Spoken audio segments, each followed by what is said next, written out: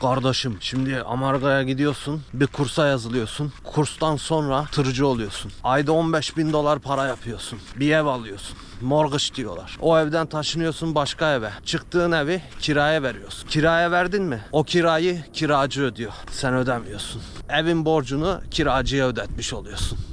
Sen de diğer evde oturuyorsun. Diğer evin parasını da yaptığın zaman 3. evi alıyorsun. 3. evi aldın mı? 1. evin borcu komple bitti mi?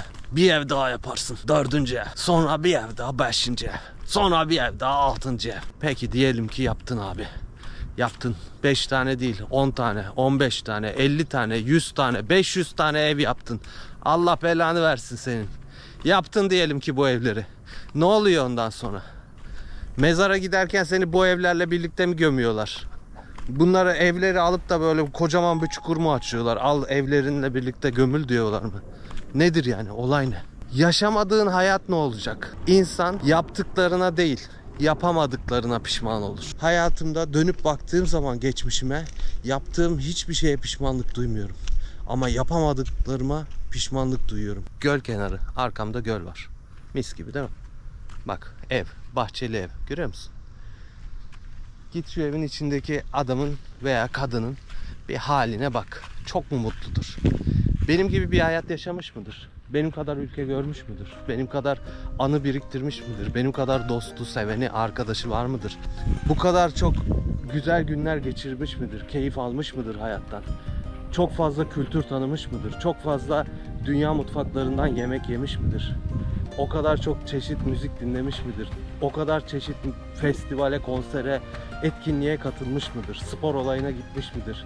Hayatında hep böyle farklı farklı şeyler deneyerek kendini geliştirmiş midir? Yeni diller öğrenmeye çalışmış mıdır? Çok ilginç olaylara tanık olmuş mudur? Tüplü dalış yapıyorum, su altı dünyasını tanımış oluyorum. Dağlara tırmanıyorum, bambaşka manzaralar görüyorum. Kamp yapıyorum, onun bir ayrı zevki var. İnsanlar otellerde kalırlarken çadırda kalıyorum, hamakta kalıyorum. Veya bir hostelde kalıyorum, farklı ülkelerden insanlarla tanışmış oluyorum. Onlarla birlikte etkinliklere katılıyoruz. Hiç tanımadığın bir şehre gidiyorsun ve orada kaldığın hostelde akşam yemeğini yerken tanıştığın insanlarla diyorsun ki sen yarın ne yapacaksın?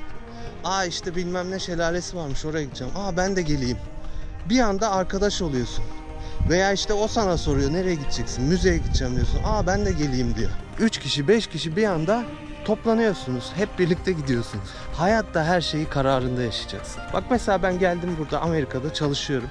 Bana it gibi çalış diye tavsiye verenler var. Abi çalışma ya, sen ne güzel geziyordun ya, gezmeye devam et ya. Onu da yapmıyorum. Abi ikisinin ortası işte ya. Her şey kararında güzel. Hiçbir şeyi aşırıya kaçırmayacaksın. En güzeli bu. Birazcık çalışacağım, birazcık gezeceğim. 20 sene çalıştım. Boş gezenin boş kalfası değilim. Belki buradaki Amerika'da yaşayan diğer Türk arkadaşlar kadar çok emekliliğimde para almayacağım. Belki onlar gibi böyle 3 katlı 4 katlı villalarda yaşamayacağım emekli olduğum. Geçmişe baktığım zaman pişmanlıklardan çok memnuniyetlerim olacak, mutluluklarım olacak, tebessümüm olacak. Diyeceğim ki kaybedeceğim. İyi ki yapmışım, iyi ki gitmişim. İyi ki oradaymışım, orada o anda orada olmuşum, onunla tanışmışım. Onu yapmışım, bunu etmişim. İyi ki diyeceğim, iyi ki.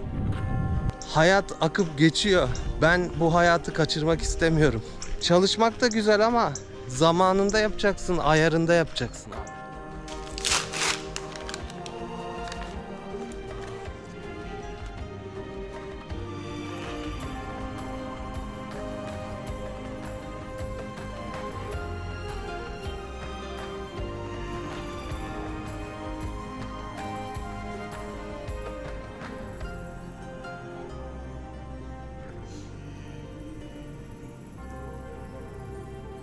Şimdi eczaneye geldim arkadaşlar. Burası drive-thru bir eczane. Yani araçla gelip ilacınızı alıyorsunuz. Şuradaki tüpün içine sigorta kartımı koydum. Yolladım. Şurada send diye bir düğme var. Ona basıyorsun. Gitti ve şimdi onlar da ilacımı yollayacaklar. Öndeki araç da aynı şekilde ilaç almaya gelmiş.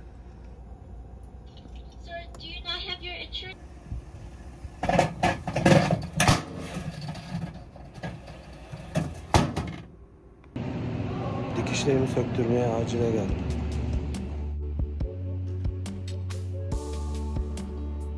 Bugün 15 gün sonra Dikişlerimi söktürdüm. Hastanenin önündeyim şimdi. Bakın hastane şu. St. David's North Austin Medical Center. North Entrance. Emergency. Burası acil kapısı. Burada benim dikişlerimi söktüler. Sağ olsunlar, yine çok ilgilendiler. Çok güzel iş yapıyorlar. Çok güler yüzlü bir hizmetleri var. Dikişlerimi sökerken yalnız çok komik bir an yaşadım. Şimdi beni bir tane hemşire sedyeye koydu. Birazdan geleceğim dedi, dikişlerini sökeceğiz. Tamam dedim. Sonra geldi. Hemşire bütün alet ekipmanı koydu oraya. Yanında da başka bir tane hemşire var. Ama yanındaki hemşire farklı bir kıyafet giymiş. Ona dedi ki bak dedi, şöyle yapacaksın dedi. Bak bu cımbızla tutacaksın, bu makasla keseceksin dedi. Bu şekilde dedi dikişleri alacaksın dedi. Bak bir tane gösteriyorum dedi. Sonra hepsini buraya koyacaksın dedi. Sayacaksın dedi kaç tane çıkarttığını. Abi ondan sonra hemşire gitti. Tamam artık sen yaparsın dedi, bıraktı gitti. Ben stajyerle baş başa kaldım. Sadece bir tanesinde canımı acıttı. Onun dışında hepsini gayet güzel aldı. Şu an bütün bu yapılan muayenenin kaç para tuttuğu hakkında hiçbir şey bilmiyorum. Sadece bana bir mesaj geldi dün. Radyoloji faturanız $128 diye. Muhtemelen bir sonraki videoda, belki daha sonraki videolarda size bütün bu yapılan işlemlerin kaç para tuttuğunu, faturasını söylemiş olacağım. Yani Amerika'da böyle bir acile giderseniz parmağınızı kestiğiniz zaman, 10 tane dikiş attığınız zaman yapılan tüm muayeneler kaç para tutuyormuş, bunu hep birlikte görmüş olacağız.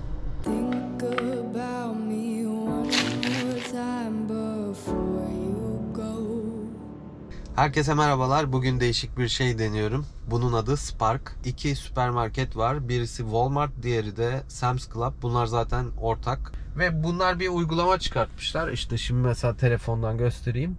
Bu uygulamaya göre bir bölge seçiyorsunuz. Bakın şurada Austin'in bölgeleri var. Bu seçtiğiniz bölgede işte size sipariş gelmesini bekliyorsunuz. Sipariş gelince de insanların yaptığı ev alışverişlerini, işte atıyorum yarım kilo kıyma, 12 tane yumurta, işte 1 litre süt falan alıyorsunuz. Evlerine götürüp kapılarının önüne bırakıyorsunuz. Ya kapıyı çalıyorsunuz veya kapıya bırakıp fotoğraf çekip gidiyorsunuz. Bunun sonucunda da belli bir miktar para kazanıyorsunuz ama para çok değişiyor. Yani $8 da oluyor, $50 da oluyor. Çok değişiyor para. Ama bazen o kadar saçma siparişler geliyor ki, yani ben bunu bir iki kere denemek için yaptım. Bazen mesela 14 sipariş geliyor. Yani 14 eve gitmek gerekiyor. Aha geldi bir tane, bak $7. Start trip diyorum. Pick up time 2. Şu anda 1:53 saat. Ha 2 durak varmış bunun. Bunda mesela 2 durak olduğu yazıyor. 2 stops, 1 pick up, 1 drop off. Ha yani bir ürünü teslim alıyorsun, bir de ürünü bırakıyorsun. Yani 2 stops tabii ki en az 2 stops olacak zaten. Toplamda da 1.9 milmiş, 24 dakikanı alır diyor. İyi, bu basit bir şey. $7. Tamam, yani az da olsa almaya çalışıyorum şimdilik. Çünkü şöyle bir şey var. Incentive Programs diye bir başlık var. Ve bu programların içinde diyor ki mesela bugüne özel 4 kez diyor sipariş alırsan $32 sana hediye edeceğiz diyor. 2 kez sipariş alırsan da $14 hediye edeceğiz diyor. O yüzden ben mesela $7'lık bu siparişi alırsam, ki çok yorulmam, işte yarım saatimi falan alır aşağı yukarı. 2 tane böyle alsam, hani 1 saatimi alsa, sonra 1 saat sonra bana bir de $14 hediye edecek. Ha aslında çok büyük bir para değil. Yani 7 14, 14 de öyle $28. Taksiye çıksan yine $28 yapıyorsun da. Neyse, yani bir deneyeyim dedim. Hem sizlere de göstereyim. Bakalım nasıl olacak. Belki de çok kazanacağım. Belki $30'lık gelecek falan. Ama şimdilik yani ne gelirse alma derdindeyim. Çünkü bir an önce şu 4 siparişi bitirip $32 almaya çalışacağım. Bakalım bugün $32 alabilecek miyim? Ve bakalım bugün toplamda kaç para yapacağım. Evet, ilk siparişim geldi. Şimdi arabada arkaya koydu buranın çalışanı, Sam's Club elemanı. Böyle bir kutu. Multipurpose paper. Çok amaçlı kağıt diyor. Herhalde A4 kağıdı gibi bir şeyler.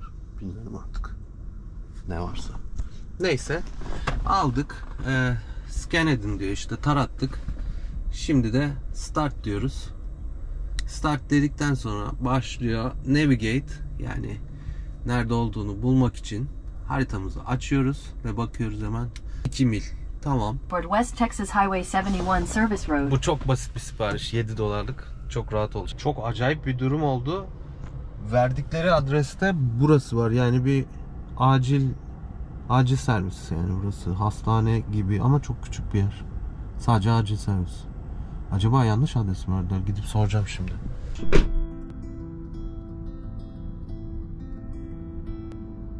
Take me on a spree. I wanna get to know me, every little inch of me.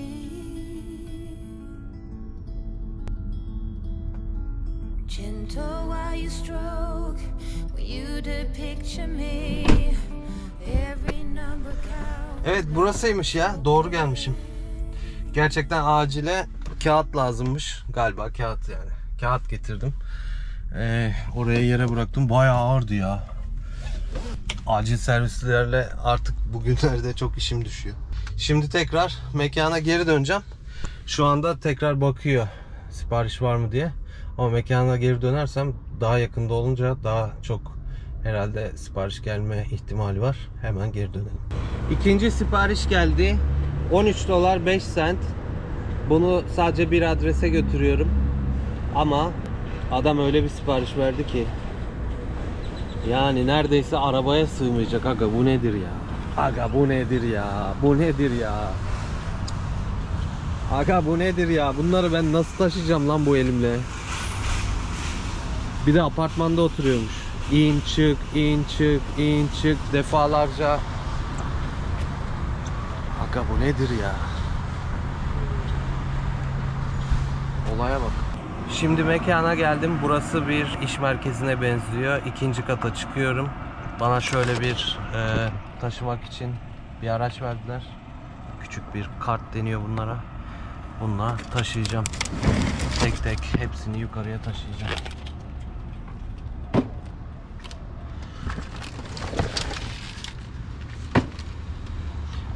Bu yaptığım işten oradaki beklemem, arabaya malzemelerin yüklenmesi, yolda 15-16 dakika sürdü ve bunların hepsini götürmem toplam 13 dolar alıyorum. Bilmiyorum, 13 dolar böyle bir 15-20 dakikalık bir Uber yolculuğu eder. 13 dolar.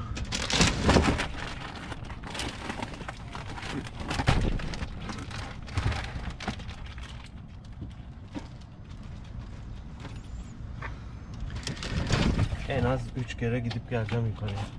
En az 3. Taşımaya başladım. Bu arada yağmur yağmaya başladı. Buradan böyle asansöre biniyorum. İkinci kata gidiyorum.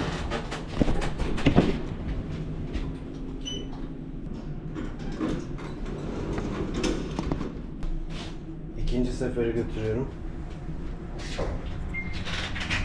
Üçüncü seferde bitiyor. Çok az bir şey kaldı.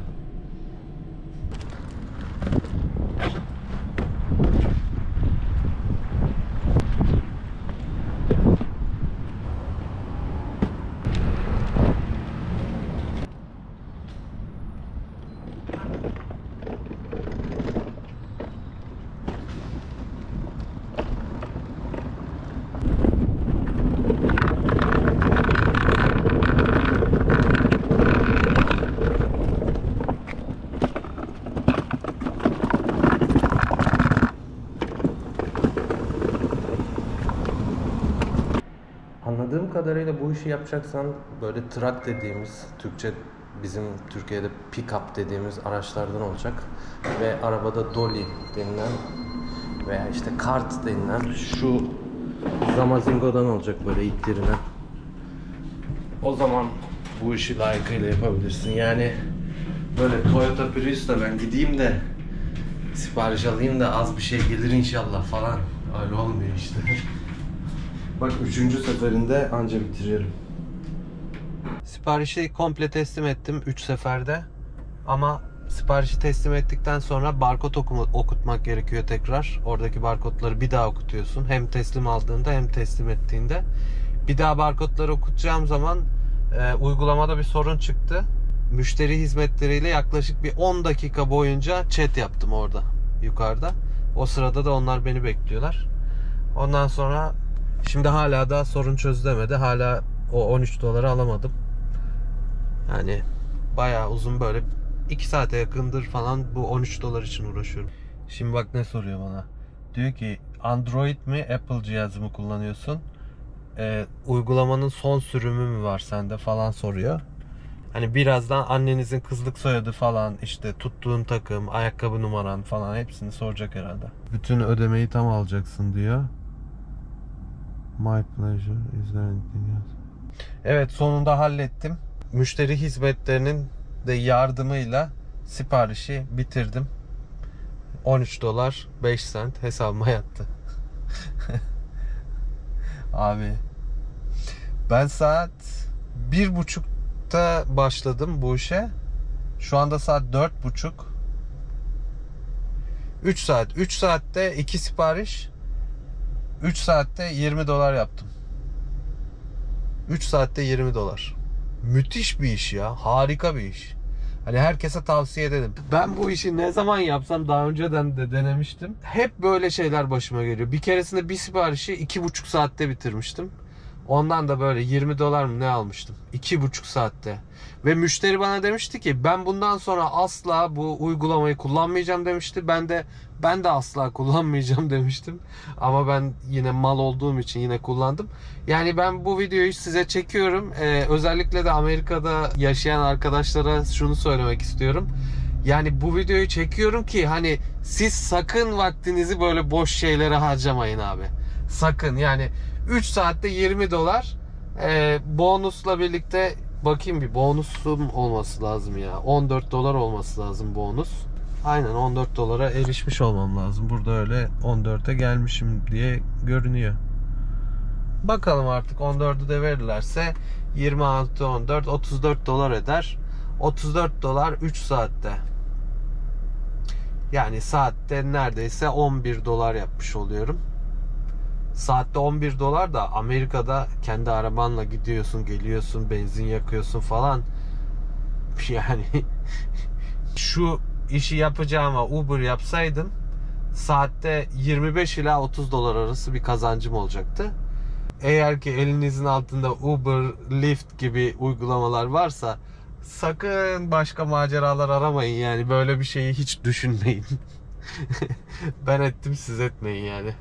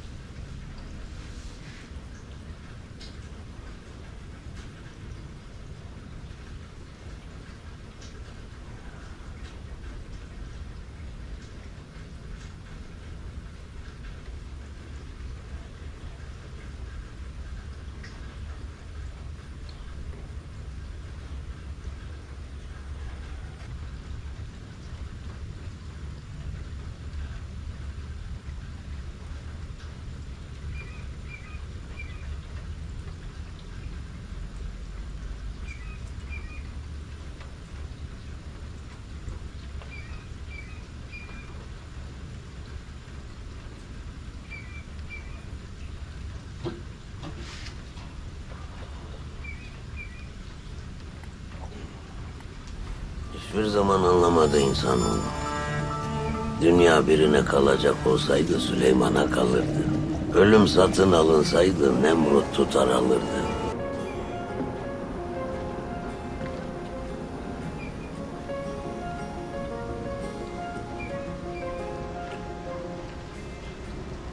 Gravel road, I've been asked to slow down. Fireplace, do you know how? Pass the paper, my desk is out